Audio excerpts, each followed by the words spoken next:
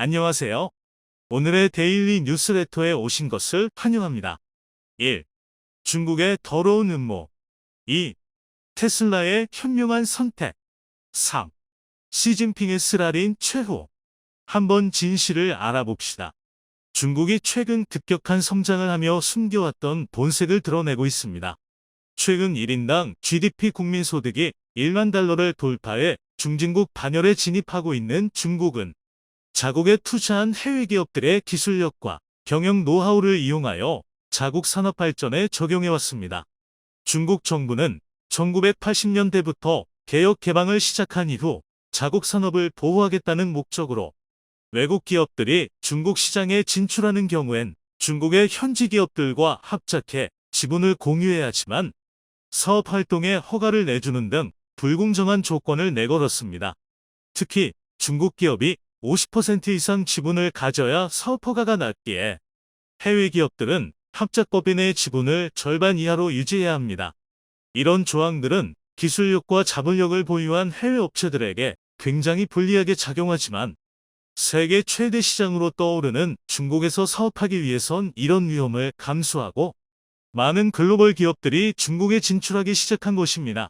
이런 식으로 중국 내 사업을 시작하는 경우 현지 중국 기업과 50%가량의 지분을 나눠야 하기에 이익을 나누는 것은 물론이고 해외 업체들이 수십 년간 쌓아온 기술력과 노하우를 비롯한 지적 재산들이 중국 업체에게 넘어갈 위험이 있으며 이를 이용한 중국 기업들이 독자적인 사업을 시작해 잠재적인 경쟁자로 커질 수 있는 위험이 있습니다.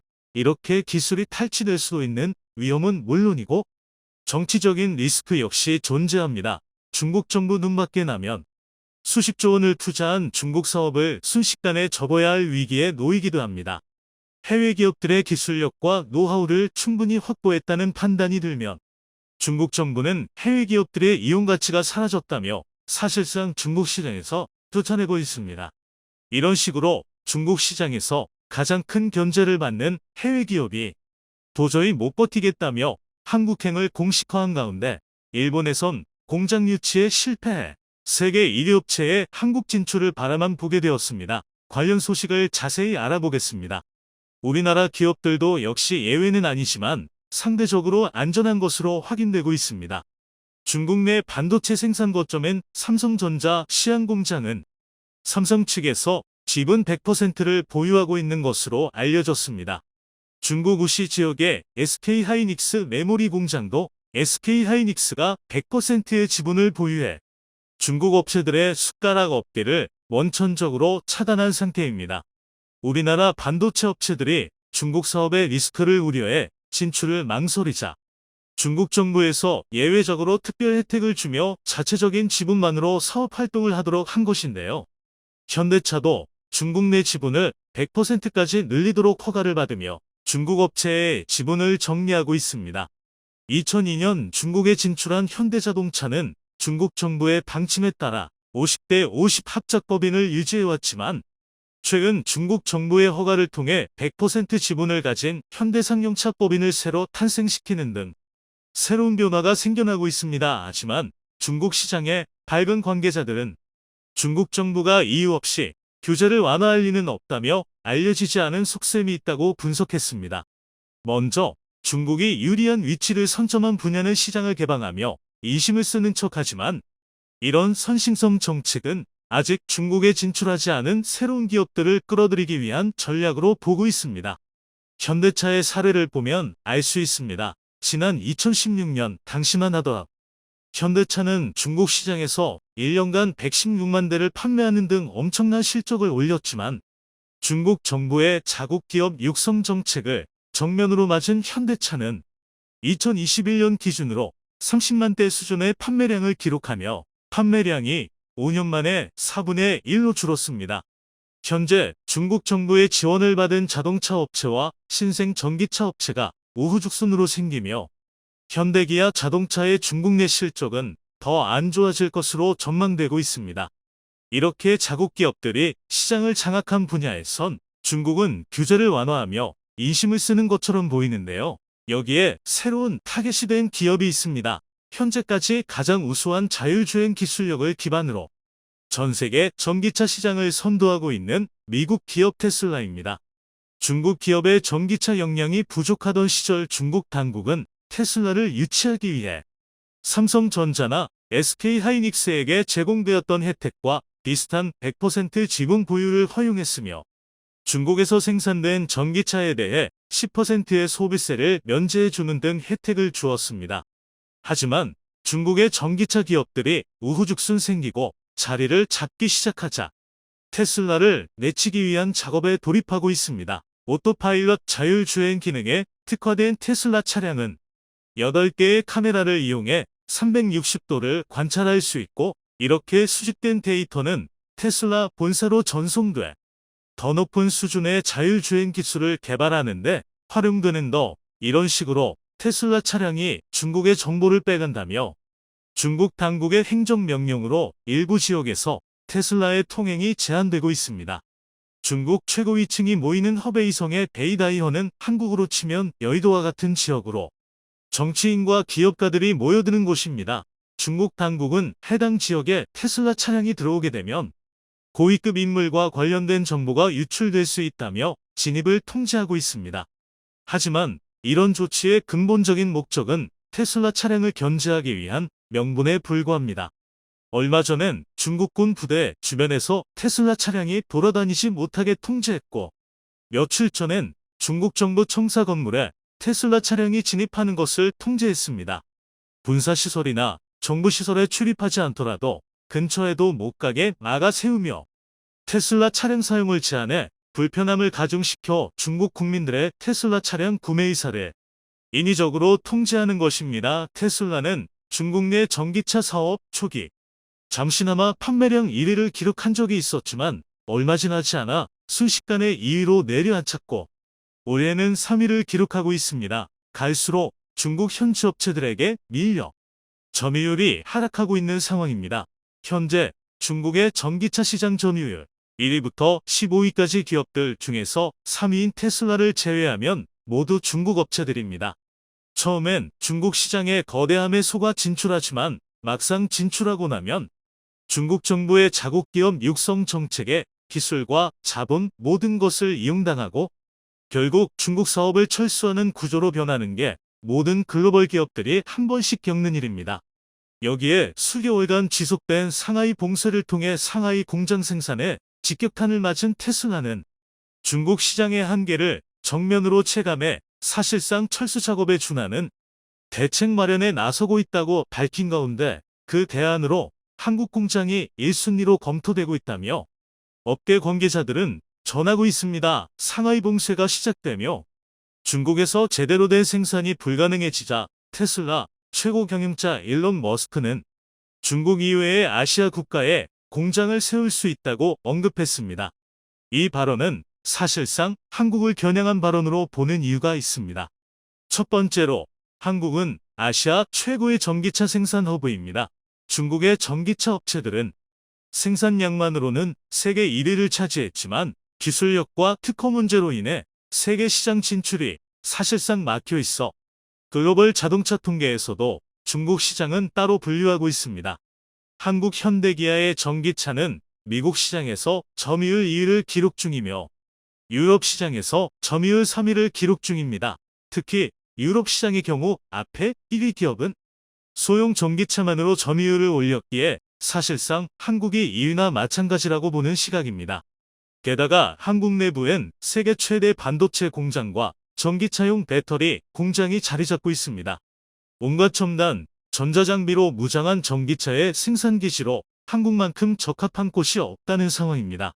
하지만 일본은 후보에도 들지 못하고 있습니다. 일본은 내연기관 차량에선 좋은 실적을 내고 있지만 전기차 사업에서는 점유율을 1%도 갖추지 못해 머지않은 미래 전기차 산업이 주류가 될 경우 일본의 자동차 제조업은 반도체 산업을 따라서 역사 속으로 사라지게 될 것이란 전망이 나오고 있습니다. 게다가 몇 년 전까지 점유율 1위를 하던 일본의 배터리 산업도 한국의 공격적인 배터리 투자에 밀려 1위 자리를 내주게 되었습니다. 여기에 일본은 아날로그식 산업 구조를 갖추고 있어 전기차의 보급률이 선진국 가운데 최하위에 속합니다. 반면 한국은 빨리빨리의 민족답게 세계에서 가장 빠른 속도로 전기차가 보급되고 있고 전기차 인프라도 빠르게 갖춰가고 있습니다. 세계에서 가장 빠른 속도로 전기차가 보급되고 있고 전기차 인프라도 빠르게 갖춰가고 있습니다. 중국에서 밀려난 세계 1위 전기차 업체가 한국 시장에 자리를 잡아야 될 이유는 충분합니다. 산업 구조적으로도 한국이 유리한 이유가 있습니다. 한국은 수출 중심의 국가로 전 세계 수많은 국가들과 자유무역 협정 FTA를 체결함은 물론 경제협력기구에 가입해 수출하는 데 유리하도록 노력해왔습니다. 한국에서 생산된 제품들이 미국과 유럽 등 거대 시장에서 사실상 무관세로 수출되고 있고 이는 국제제재로 중국산 제품이 미국과 유럽에서 보복관세를 맞이하는 것과는 비교됩니다. 여기에 인도까지 가세하고 있습니다. 지난 5월 인도 당국은 중국에서 생산한 테슬라 차량을 인도에서 판매할 생각조차 하지 말라며 일방적으로 통보했습니다.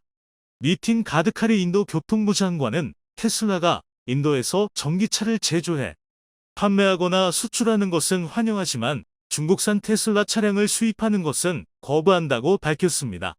이는 사실상 인도에 공장을 지으라는 압박이기도 하지만 중국이 아닌 해외 공장에서 생산된 테슬라 차량에 대한 수입 관세 인하도 협의 중으로 알려졌습니다. 즉 중국만 아니면 된다는 뜻으로 2010 한국과 인도는 자유무역 협정 FTA보다 더욱 강력한 포괄적 경제동반자 협정 케파 협정을 체결한 상태로 한국에서 생산된 테슬라 차량의 인도 시장 진출도 무리 없이 진행될 가능성이 큽니다. 중국 정부는 자국 공무원 연구개발자들을 향해 테슬라 차량을 타지 말라는 지시를 내렸고 이런 흐름은 언제든 중국 시장에 진출한 해외 기업들이 당할 수 있는 일입니다. 우리 기업들도 언제든 이런 일을 당할 수 있고 과거 사드 배치를 이유로 들며 중국이 한국 기업들을 향해 보복 조치를 시행한 것은 현재도 유효한 상황입니다. 글로벌 기업들이 중국에 진출해 성공을 거둔 사례는 사실상 전무하며 이는 중국 내 전기차 점유율 1위부터 15위까지 테슬라를 제외하고 전부 중국의 기업이라는 점이 전기차 산업뿐만이 아니다. 한국은 현대 스크린 기술에서 중국을 당당히 이겼다. 최근 미국의 금리 인상 기조가 이어지면서 세계 경제에 들이운 어두운 그림자가 더욱 짙어지고 있습니다. 물론 우리나라 경제도 안 좋은 영향을 받고 있지만 그동안 막대한 부채를 통해 건강하지 못한 경제 성장을 해온 국가들 위주로 위기가 더욱 증폭되고 있는데요. 그 중에서도 경제 전문가들이 가장 예의주시하는 국가는 바로 중국입니다. 올해 상반기까지 중국의 국가 부채는 국내 총생산 GDP의 275%를 기록하는 등 역대 최대 수준에 도달한 상태인데요. 문제는 중국 내 모든 동계와 부채 등 대외적으로 알려지는 데이터는 중앙정부의 강력한 통제안에 있어 어느 정도 불리한 점을 감추고 유리한 점을 부각시키는 것이 가능합니다. 그 결과 중국의 자본 금융시장은 다른 선진국에 비해 불투명하다는 것이 익히 알려져 있고 결정적으로 중국에 투자하는 해외 투자자들의 불안 심리를 가중시킬 만한 요소와 데이터는 중앙정부 차원에서 축소시키기도 글로벌 신용평가 기관들은 중국 중앙정부에서 밝힌 경제 관련 정보를 완전히 신뢰하지는 않고 있습니다. 그럼에도 현재 중국 당국은 자국의 부채 수준을 감당할 수 있다는 계산이지만 미국 기준금리가 높아지면서 중국이 부담해야 하는 부채와 이자 비중 역시 눈덩이처럼 커지고 있습니다. 과거처럼 중국 경제가 급성장하던 시기라면 부채와 이자가 급증하더라도 더 높은 성장률로 메꿀 수 있지만 문제는 이를 뒷받침해주던 중국의 성장 동력이 점점 꺼져간다는 것입니다. 게다가 중국이 급성장하던 시기에 진행한 1대1로 프로젝트를 통해 경제 사정이 좋지 못한 개발도상 국가들에게 막대한 자본을 빌려주고 높은 이자로 돌려받고자 했지만 스리랑카와 파키스탄 등 1대1로 참여국들의 디폴트가 이어지면서 중국이 그들에게 빌려준 자금 회수가 불투명해진 상황입니다. 중국 역시 대출해준 자금을 회수하지 못한다면 중국은행과 금융권을 중심으로 연쇄적인 디폴트가 확산되는 것이 우려되고 있습니다. 이 밖에도 중국 경제가 예전만 못하다는 근거 중 첫 번째는 생산 가능 인구수 감소입니다. 불과 몇 년 전까지만 해도 출산율이 높아 산하 제한 정책을 펼쳤던 중국은 현재 일본보다 출산율이 낮아질 상태이며 2022년을 기준으로 인구 감소 단계에 접어들어 생산 가능 인구수가 점차 줄어든다는 것입니다. 두 번째로 글로벌 기업들의 탈중국 러시입니다. 많은 인구수와 저렴한 인건 비용 그리고 대규모 시장은 글로벌 기업의 중국 투자를 이끌어왔는데요. 글로벌 기업들의 기술력과 자본을 충분히 흡수한 중국은 현재 노골적인 지국 기업 우대 정책으로 해외 자본을 배척하고 있습니다. 중국 내에서 해외 기업들이 영향력을 가지는 것보다 해외 기업을 벤치마킹해 성장한 자국 기업을 정부 보조금까지 주면서 키우고 있는데요. 이에 반발한 미국, 유럽 등 서방 세계에선 불공정한 기업 환경을 조성한 중국을 제재 중으로 대표적으로 반도체를 비롯한 첨단 산업에서 중국의 발전을 막고 있는 것입니다. 중국은 세계 1위의 반도체 수입 국가로 2021년 기준으로 반도체 수입 금액은 4,700억 달러, 우리 돈 622조 원에 달합니다. 반면 중국의 석유 수입량은 300조 원 수준으로 중국은 석유를 수입하는 것보다 2배나 많은 양의 반도체를 수입하고 있습니다. 우리나라 1년 예산이 600조 원 수준인 것을 감안하면 중국의 반도체 수입량이 상상을 초월하는 것을 알 수 있지만 반대로 이런 통계를 통해 중국의 반도체 독립은 사실상 불가능한 수준이라는 걸 알 수 있습니다. 시진핑 주석은 반도체 굴기를 통해 2025년까지 반도체 필요량의 70%를 자급자족하겠다는 계획은 이미 물거품이 되었고 현재 중국 반도체의 자급률은 4% 수준에 불과합니다. 그만큼 미국과 유럽의 반도체 제재가 효과적으로 작동하고 있으며 반도체 기술의 경우 하루가 다르게 발전하기에 기술 격차가 곧 경쟁력으로 작용하는데요. 중국은 한국과 기술 격차가 5년 이상 나기에 통계적으로 경쟁 자체가 불가능한 수준입니다. 그런데 반도체 굴기에 실패했지만 그동안 한국이 세계 1위를 제패하던 디스플레이 LCD 분야에서 중국의 공격적인 추원으로 세계 1위를 내주었습니다. 그런데 기술 수준이 높지 않아 진입 장벽도 낮은 LCD의 경우는 중국의 1위 자리를 내주었지만 최근 프리미엄 스마트폰과 전기차용 디스플레이 고해상도 TV 패널에 탑재되는 올레드는 오래전부터 원천 기술을 확보해 한국이 세계 시장 점유율 80% 가까이 차지하는 등 선두를 달리고 있는데요. 올레드의 기술 수준은 매우 높고 진입 장벽이 높아 후발주자가 쉽게 진입할 수 없는 분야이지만 LCD 사업으로 자본금을 마련한 중국이 자국 정부의 지원금을 등에 업고 올레드 산업에서도 맹렬한 추격을 하고 있습니다. 2022년 올해 기준으로 중국 내 최대 디스플레이 업체 BOE에선 생산량을 빠르게 확충하며 점유율 30%까지 늘리려는 시도를 하고 있는데요.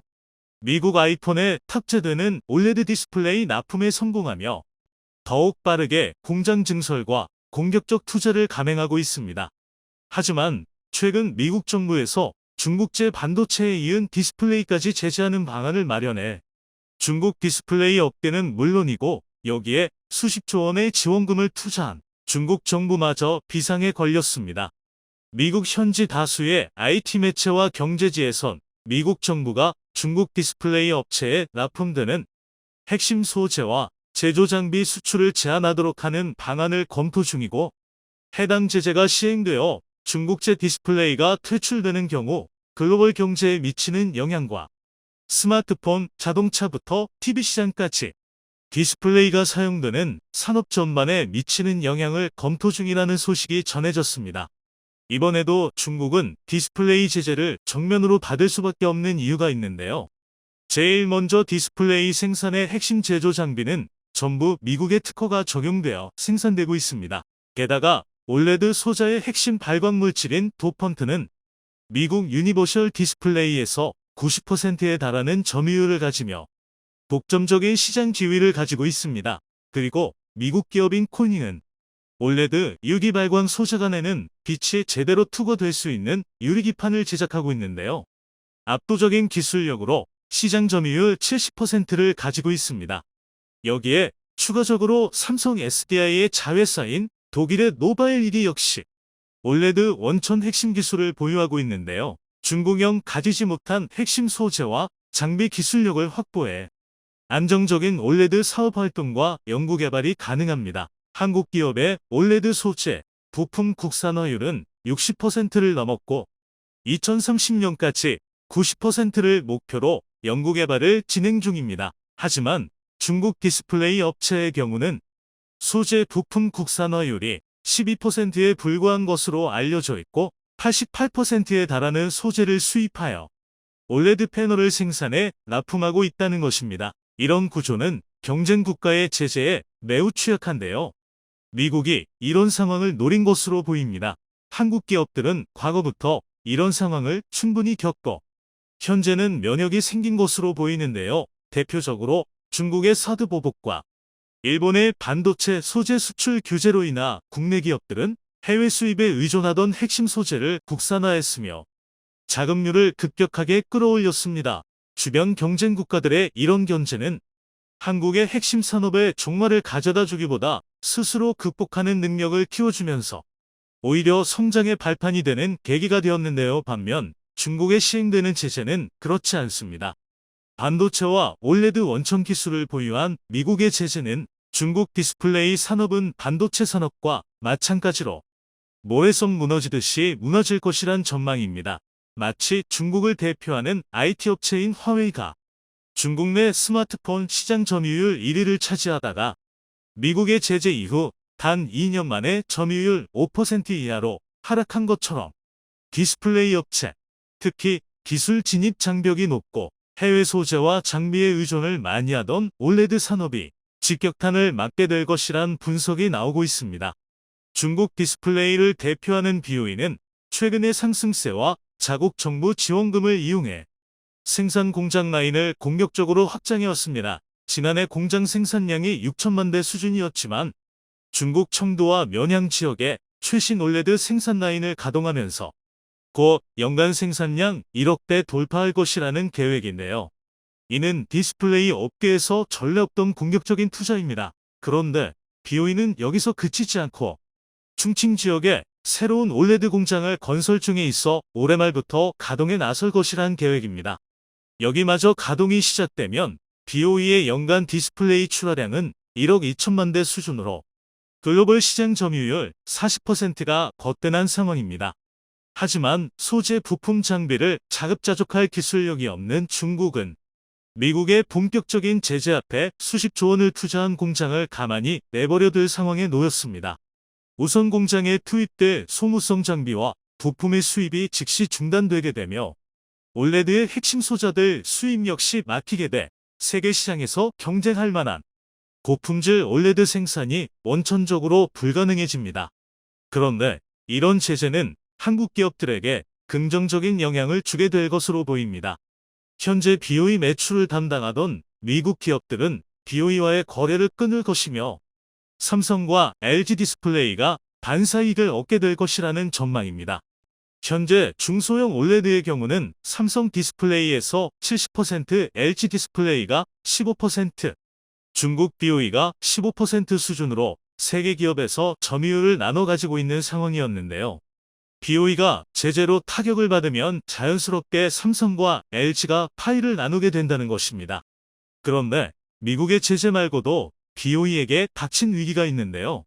빠르게 공정 설비를 늘리면서 구매한 올레드 생산 장비의 구매 대금 납기일이 밀렸다는 것입니다. 장비를 지급받은 지 30일 내로 대금 지급을 완료하던 BOE는 지난 9월부터 경영 악화로 인해 대금 지급일을 90일 이내로 완료하겠다는 일방적인 동보를 해왔는데요. 이로 인해 디스플레이 업계에서 BOE에 대한 신뢰도가 많이 하락했으며 여기에 업계 관계자들은 미국이 중국 디스플레이를 제재한다는 소식에 BOE가 제일 먼저 가장 큰 타격을 입을 것이라 예상하고 여기에 납품한 장비업체들이 납품 대금을 제때 받지 못할 가능성을 우려하고 있습니다. 중국의 올레드 점유율은 2017년엔 1%에 불과했지만 2022년 현재 15%까지 상승하는 등 5년 만에 15배가 증가했습니다. 우리 업체들은 몇 년 전만 해도 LCD 시장 점유율 1위였지만 현재는 중국의 과반 이상의 점유율을 내주고 LCD 산업에서 사실상 철수했는데요. 고급 기술이 투입되어 고부가 가치를 낼 수 있는 올레드에서도 중국의 추격의 꼬리가 잡힐까 하던 우려는 미국의 글로벌 제재로 일단락될 것으로 보입니다.